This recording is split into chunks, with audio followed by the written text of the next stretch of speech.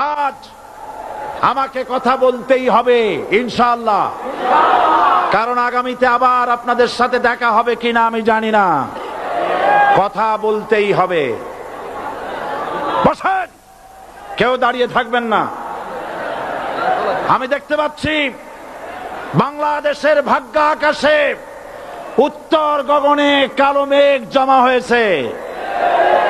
ঝড়ের পূর্বাভাস লক্ষ্য করছি। যদি মোকাবেলা করতে না পারেন সক্ষম ভাবে, এমন অন্ধকার গাঢ় কালো অমাবস্যার রাত আসতে পারে যার সুবে সাদেক হওয়া অসম্ভব। সুতরাং আপনারা কি কাপুরুষের মতো কাফের মুশরিকদের গোলামি করে মরতে চান? বিড়ালের মতো 500 বছর বেঁচে থাকার কোনো লাভ নাই। সিংহের মতো 1 ঘন্টা বাঁচতে চাই। আমাদেরকে বলা হয় সাম্প্রদায়িক উস্কানিমূলক কথা নাকি আমি বলি। পত্রপত্রিকা দিছে না তারা? সাম্প্রদায়িক উস্কানি কথা, সাম্প্রদায়িক উস্কানিমূলক কথা বলি। সেই জন্যই বোধহয় শত শত মুসলিম আমাদের কাছে এসে মুসলমান হয়। মানুষে আর বোকা বানানো যাবে না। যাবে কি? আর বোকা বানানো যাবে? তারপর বলছে কি? এরপরে বলছে, আমাকে বলছে রাজাকার। শুনে রাখো চট্টগ্রামের লক্ষ লক্ষ জনতা, পার্লামেন্টে যখন আমাকে এই কথা বলা হয়েছিল, আমার পার্লামেন্টের কলিগ জাফরুল্লাহ চৌধুরী সাহেব বসে আছেন এখানে। হ্যাঁ, জাফরুল ইসলাম চৌধুরী বসে আছেন পাশে। প্রধানমন্ত্রী সুদ্ধা, অন্তত 3 শতাধিক পার্লামেন্টের সম্মানিত সদস্যরা সেদিন বসা। 1997 সনের বাজেট বক্তৃতা যখন আমি করতেছিলাম, ডক্টর কুদরতে খোদা, নাম রাখছে কুদরতে খোদা, আসলে গজবে খোদা। এ লোকটি নাস্তিক, ইসলামের চূড়ান্ত দুশমন। তার প্রণীত শিক্ষা ব্যবস্থার যখন সমালোচনা করছিলাম, ট্রেজারি বেঞ্চ থেকে আমাকে বলা হলো রাজাকার। আমি আমার সমস্ত শক্তি একত্রিত করে বলেছিলাম, শুধুমাত্র হিন্দুস্তানের রাজাকারেরাই আমাকে রাজাকার বলতে পারে। আমি বলেছিলাম 1973 সন পর্যন্ত আমি বাংলাদেশের কোন রাজনৈতিক দলের নেতা এবং কর্মী ছিলাম না। আমি রাজাকার নই। আমাকে রাজাকার বলে যদি তাকেও প্রমাণ করতে না পারে, 10 কোটি টাকার মানহানি মামলা দায়ের করব। আমার এই বক্তব্য সারা দুনিয়া শুনেছে। পার্লামেন্টে আমার এই বক্তব্য রেকর্ড হয়ে আছে। সেদিন 3 শতাধিক পার্লামেন্ট মেম্বারের কেউ আমার চ্যালেঞ্জ গ্রহণ করেন নাই। যে কোনো ব্যক্তি পার্লামেন্টে গিয়ে আমার বক্তৃতা দেখে আসতে পারেন।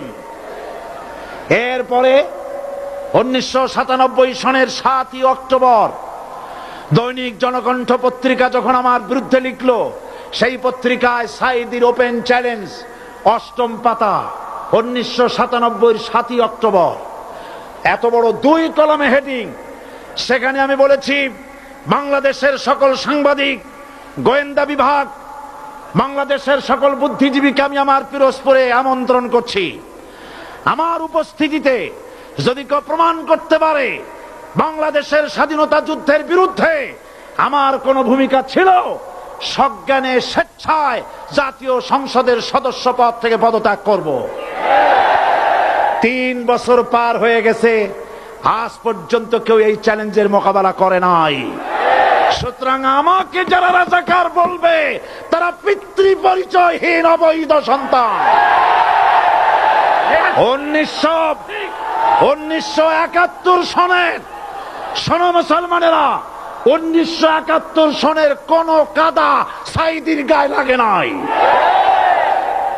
আমাকে রাজাকার বলে জনগণ থেকে বিচ্ছিন্ন করবা। জনগণ থেকে আমারে বিচ্ছিন্ন করা যাবে না, কারণ এই জনগণ আমার জন্য আসে না, এই জনগণ আসে আল্লাহর কোরআনের জন্য।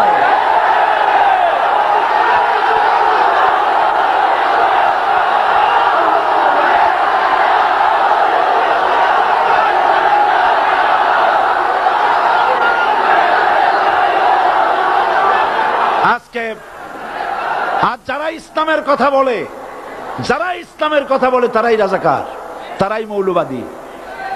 মৌলবাদী বললে আমরা অসন্তুষ্ট হই না, কারণ মৌলবাদী শব্দটা আসছে মূল থেকে। মৌল শব্দ এসেছে মূল থেকে। মূলবাদী তার মানে যারা মূলে আছে। মূল হলো কোরআন, মূল হলো হাদিস, মূল হলেন আল্লাহ, মূল হলেন আল্লাহ রসুল। আমরা আছি মূলে। এখন বলেন তো মূলের শক্তি বেশি না আগার শক্তি বেশি? আমাদের যারা মৌলবাদী বলে ওরা হলো আগাবাদী। মূলে আছে কত কোটি? 12 কোটি। মূলে আছে কত কোটি? আর আমাদের যারা মৌলবাদী বলে ওই থাকো গাছের আগায়, আমরা মূলে। লাভালাভি বেশি করবা না, 12 কোটিতে গাছের গোড়া আসতে নানা দেবে, মামু বাড়ি দিল্লি গিয়ে পড়বা, বাংলার জমিনে জায়গা হবে না। এ কথা বিশ্বাস করো। বাংলাদেশের মুসলমানদের শরীরে এক বিন্দু রক্ত থাকতে শয়তানের তৈরি করা ধর্ম নিরপেক্ষ মতবাদ বাংলার জমিনে কায়েম হতে দেওয়া হবে না, হবে না।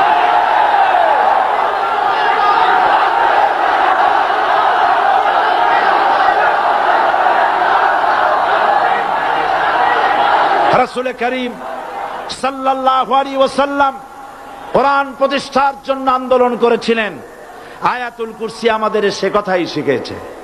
আল্লাহ রাব্বুল আলামিন বলেন, আল্লাহু লা ইলাহা ইল্লা হুয়াল হাইয়ুল কাইয়্যুম। প্রাণ খুলে পড়েন, আল্লাহু লা ইলাহা ইল্লা হুয়াল হাইয়ুল কাইয়্যুম।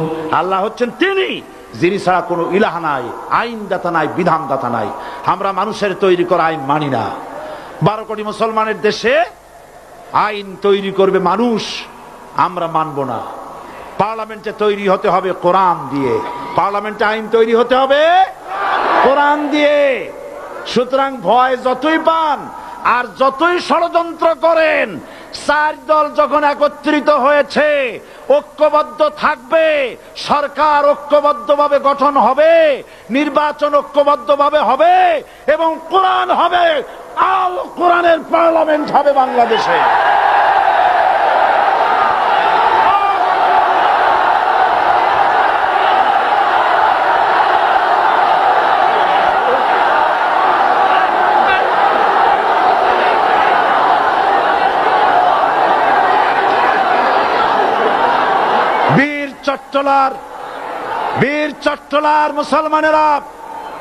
বীর চট্টলার মুসলমানেরা স্বাধীনতার ঘোষণা, এই চট্টগ্রাম থেকে স্বাধীনতার মহান ঘোষক প্রেসিডেন্ট জিয়াউর রহমান সাহেব দিয়েছিলেন।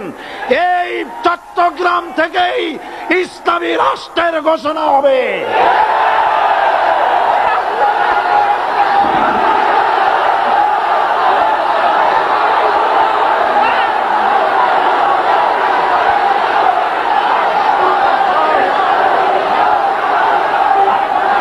আশাবাদী আপনারা অবশ্যই তা পারবেন। আমি 100% বিশ্বাস করি ইনশাআল্লাহ। কারণ যে ষড়যন্ত্রের মোকাবেলা করে স্থানীয় রাজনৈতিক দলের নেতৃবৃন্দ কোরআনের মাহফিল সিনায় এনেছেন, আমি প্রথম দিনই বলেছি চট্টগ্রাম তাফসিরুল কোরআন মাহফিল কোন রাজনৈতিক দলের প্রতিনিধিত্ব করে না। এটা কোন জামাত শিবিরের একক সম্পদ নয়, এটা চট্টগ্রামের মুসলমানদের কলিজার টুকরা তাফসিরের মাহফিল। সুতরাং এই মাহফিল